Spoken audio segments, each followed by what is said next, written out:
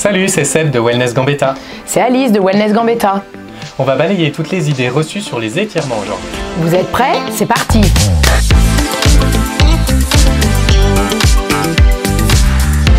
Oula, surtout pas. Non, il faudrait au moins attendre 20 minutes, si ce n'est 24 heures dans l'idéal. Oui, tout à fait, Seb a raison. En fait, lorsqu'un muscle travaille, ça crée des micro-déchirures sur ses tissus. Et le fait de s'étirer juste derrière, du coup, ça risque d'augmenter ces déchirures.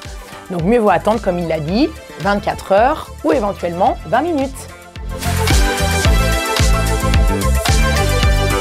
Ça, c'est vraiment une idée reçue. En fait, comme l'a très bien expliqué Alice, quand on s'entraîne, donc on crée des micro-lésions dans les muscles, ce qui va aussi engendrer des courbatures. Et si on s'étire, on va encore plus accentuer ces micro-lésions. Tout à fait, il a raison. Donc du coup, plutôt privilégier une récupération lente et calme, type vélo éventuellement, voilà, bicyclette. Et aussi, si vous avez l'occasion, automassage, ça fait du bien, ou alors bombe de froid si vous avez vraiment des grosses courbatures. Alors oui et non. Et en fait, il faut vraiment différencier les étirements actifs et les étirements passifs.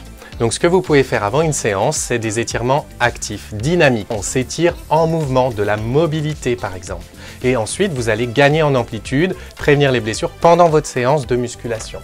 Et les étirements plutôt statiques, c'est les étirements un petit peu plus longs, entre 30 secondes et 1 minute, voire plus. C'est vraiment une relaxation du muscle, on va chercher l'amplitude. C'est vraiment l'objectif de ce type d'étirement-là. N'oubliez pas, indépendamment de la séance, pas juste derrière.